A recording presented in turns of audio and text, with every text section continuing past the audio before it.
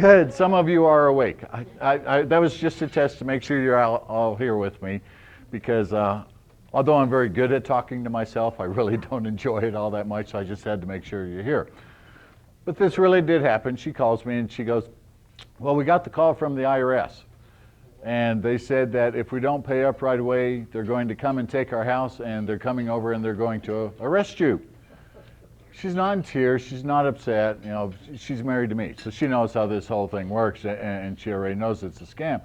So then she goes, do you want the two numbers? I go, sure, give them to me, because I love playing this game with these guys. So she gives me two numbers. The first number came out of, it was like a Texas area code or whatever, and that's the number that called.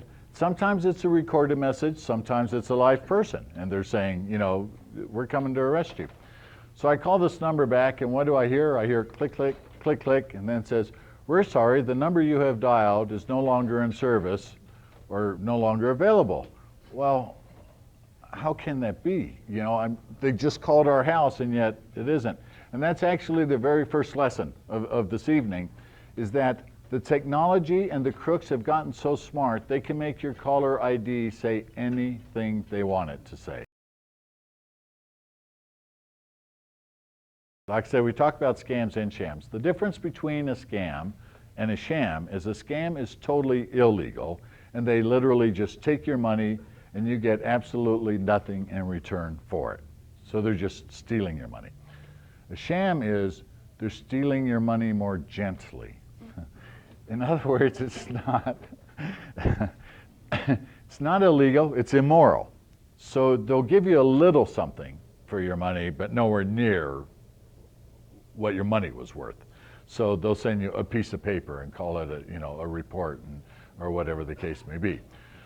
But let's go to scams for a few minutes. How many people have ever gotten a call saying they won the Nevada lottery? Have you ever gotten that one?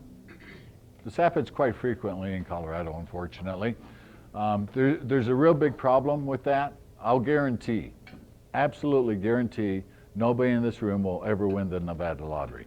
You know how I can guarantee that? There is no Nevada lottery. That is correct. But they do it, but they try it, they will tell you. My funnest one was, this was a couple years ago, and I got the call, and it wasn't the lottery, but I won $250,000. And I go, cool, send it to me.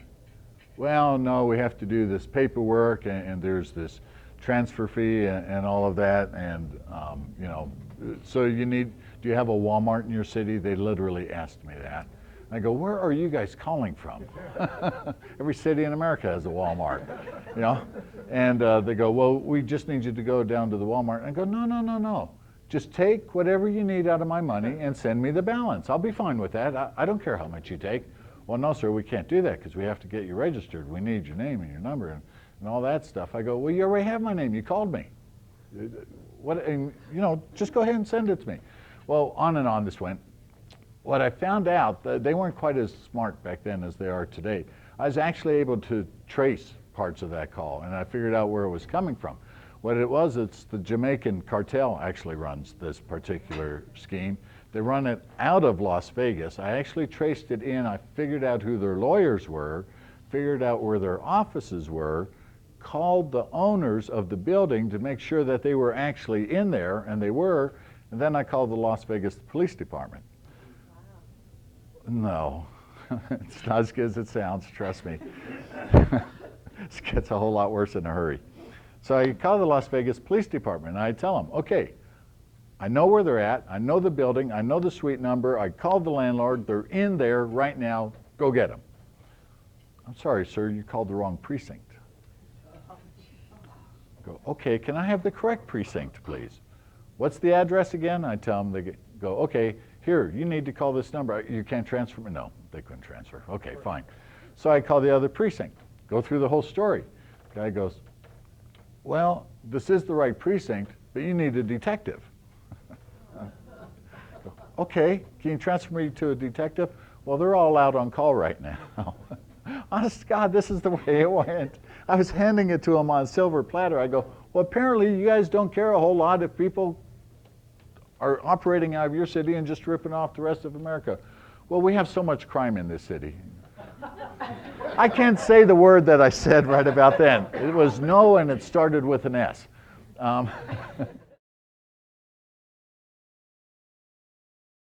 That sounds like a little thing. It doesn't really sound like a scam or sham, but it really is, because they're not telling us the truth, and here's where that really hurts us. It's all going to come back around here in just a second. We are lied to every single day of our lives.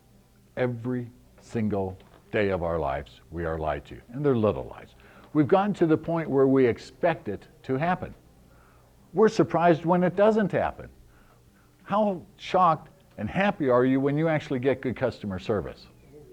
I do a happy dance. You know, it's so seldom that it actually happens. But do what you can to protect yourselves, keep your money in your own pockets, and enjoy your lives. Live long and prosper.